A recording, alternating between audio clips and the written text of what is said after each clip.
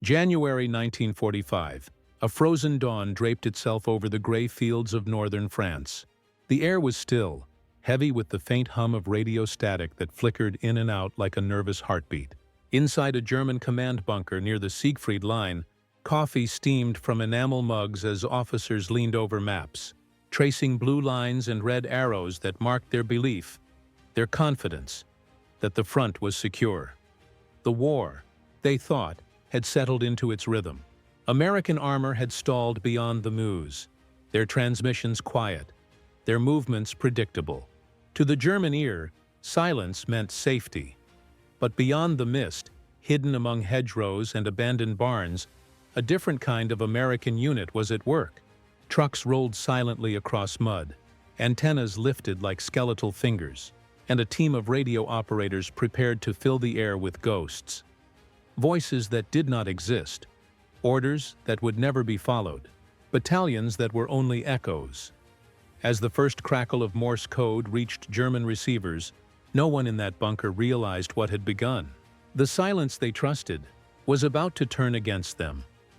By the opening months of 1945, the Second World War had become a war of exhaustion, of radio signals, logistics, and deception.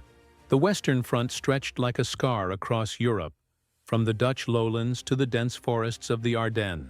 Every move, every word transmitted through the ether was listened to, measured, and decoded. For years, German intelligence had built its strength on one principle: control of information. Their intercept units, known as Horchtruppen, prided themselves on reading the battlefield not by sight but by sound. To them, radio silence meant order. Noise meant confusion. They believed that discipline in communication was as powerful as any weapon. But across the Channel, American and British intelligence had been studying that very belief. At Bletchley Park, Enigma codes were broken piece by piece. In the U.S. Signal Corps, cryptographers learned to turn static into a weapon. What had once been a defensive art, encryption, was now becoming offensive. It was not enough to guard secrets. Victory would come from crafting believable lies. The Allies called it electronic warfare, though it was fought with words instead of bullets. Radio frequencies became battlefields, and deception turned into a science. In late 1943, planning began for something entirely new, a unit that could pretend to be an entire army.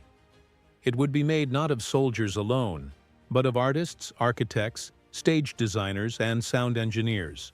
Their mission was to fool the enemy into believing in an illusion so convincing that even the most experienced German officers would adjust their defenses against shadows.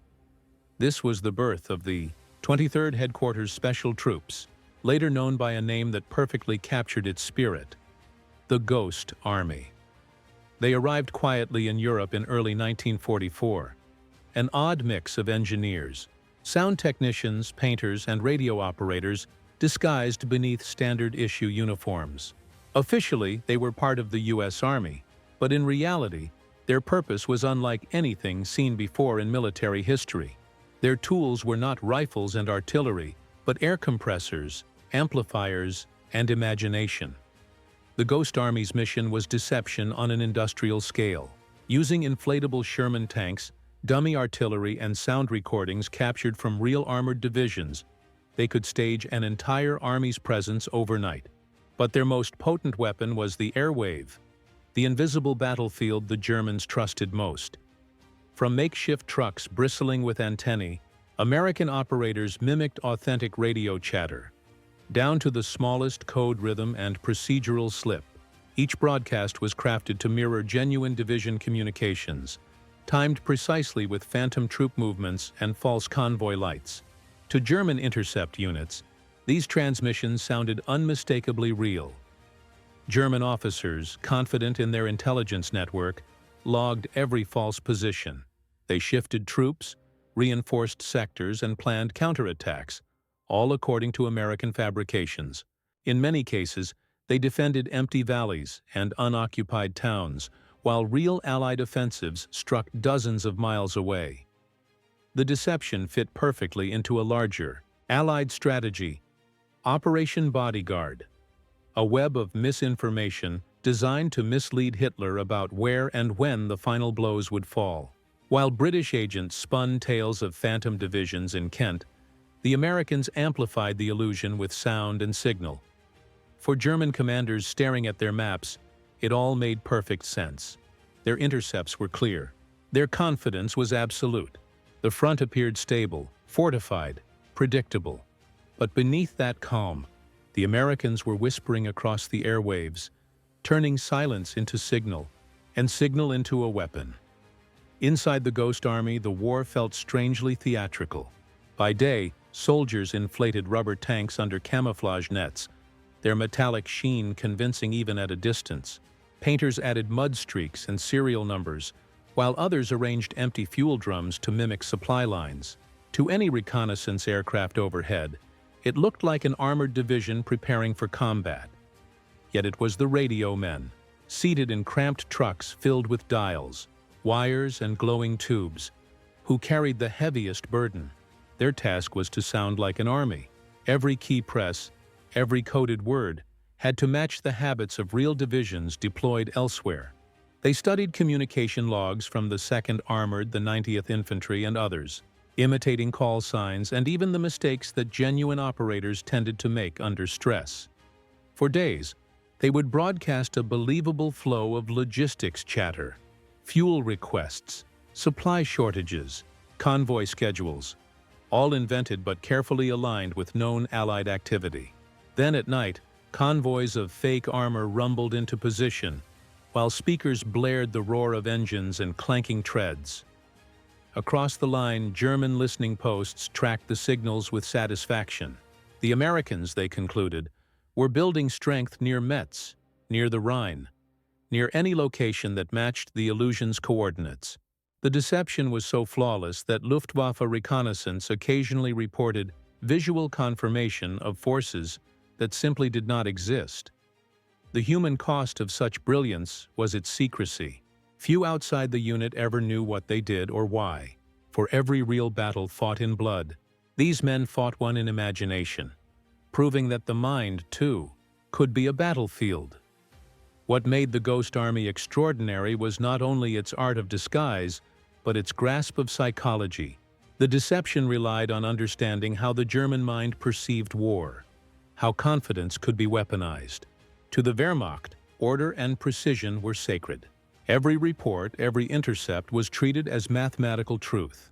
The Americans exploited that discipline, feeding it illusions crafted from rhythm, repetition, and authenticity. The tactical impact was immense. By simulating armored concentrations, the Ghost Army redirected enemy divisions away from the real front. During the Metz operation, an entire German corps shifted north in response to phantom radio chatter. Near the Rhine, commanders delayed counterattacks by 2 critical days, time enough for Patton's real armor to break through elsewhere. But behind the success lay an unspoken question. Could deception be moral? Some officers wrestled with the idea that winning through illusion diminished valor. Yet for many, it became clear. Every hour the enemy wasted chasing ghosts was an hour fewer lives lost on both sides. The radio, once a voice of command, had become a tool of mercy. Each broadcast was like a heartbeat pulsing through the fog, steady, unseen, vital. And with every message sent into the void, the Americans proved that the power of democracy could be expressed not only in force, but in ingenuity. March 1945, the Meuse River, before the final push into Germany. Snow still clung to the riverbanks, muffling the rumble of distant artillery. German High Command, reading its intercept reports, was convinced that 2 full American divisions were massing near the town of Krefeld. Every signal confirmed it. Radio orders, encrypted requests for bridge engineers, even movement reports transmitted at regular intervals. But the divisions didn't exist. Inside a cluster of camouflage trucks 10 miles away, a small group of U.S. radio operators worked through the night, their headphones buzzing with static. They transmitted false positions for tank battalions, rotated frequencies to mimic brigade traffic, and even created intentional delays. Small human imperfections that made the deception authentic. German intelligence, trusting their intercepts more than their uncertain field scouts, acted quickly. They redirected armored reserves from the southern sector toward Krefeld, believing they were about to halt another Allied crossing. In reality, the true American advance was unfolding 80 miles to the south, near Remagen, where a single undestroyed bridge would soon carry thousands of troops across the Rhine. In that moment, the war tilted.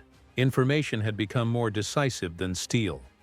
As German armored columns thundered north toward an invisible threat, the deception reached its peak.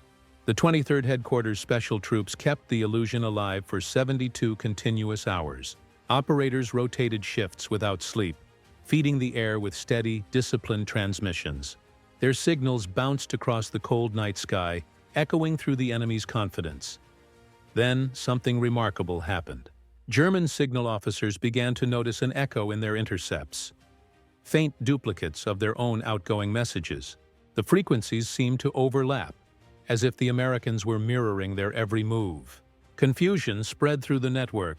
Reports contradicted one another. Divisions were marching in circles.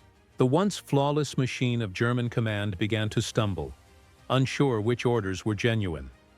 At dawn, reconnaissance aircraft flew over Krefeld expecting to see tanks and armor. What they found instead were empty fields, tire tracks leading nowhere, and silence, the most dangerous sound of all. By the time High Command realized the deception, it was too late. The real U.S. forces had crossed the Rhine unopposed at Remagen, shattering one of Germany's last defensive lines. The radio waves that once guided armies had turned against their masters, and the silence the Germans had trusted had become their undoing. When the full extent of the operation was reviewed weeks later, even Allied commanders were astonished by its precision. The Ghost Army had conducted more than 20 large-scale deceptions across France, Belgium, Luxembourg, and Germany, each carried out with mathematical accuracy and creative daring. Military analysts estimated that their illusions had diverted as many as 30,000 enemy troops and saved countless American lives. At Metz, they convinced the Germans that Patton's Third Army was preparing to attack from the north, drawing artillery fire away from real positions. Near the Rhine, they projected the sound of advancing armor for miles, causing the enemy to waste entire nights preparing for assaults that would never come.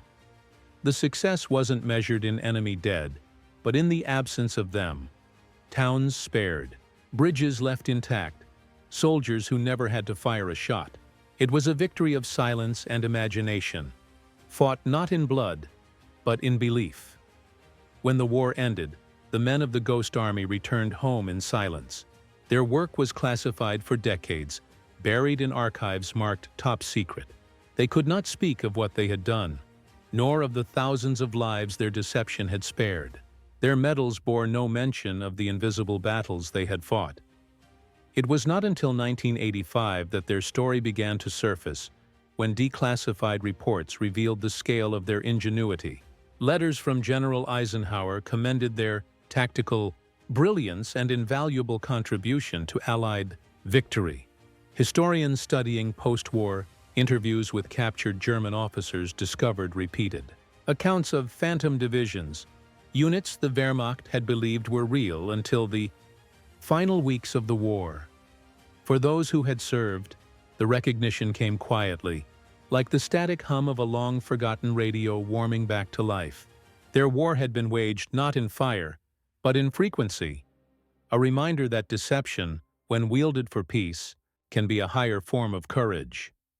Long after the guns of Europe fell silent, the faint hiss of radio static still seemed to linger, a ghostly echo of the war's most invisible weapon. For the men of the 23rd Headquarters Special Troops, that sound was more than noise. It was the pulse of ingenuity, the rhythm of democracy finding victory through intellect rather than destruction. Theirs was a war waged in the unseen space between signal and silence. Where others saw chaos, they saw opportunity, turning the very fabric of communication into an instrument of survival. In the cold geometry of frequencies, they built a language of illusion that shielded soldiers, shaped strategy, and confused the enemy into paralysis.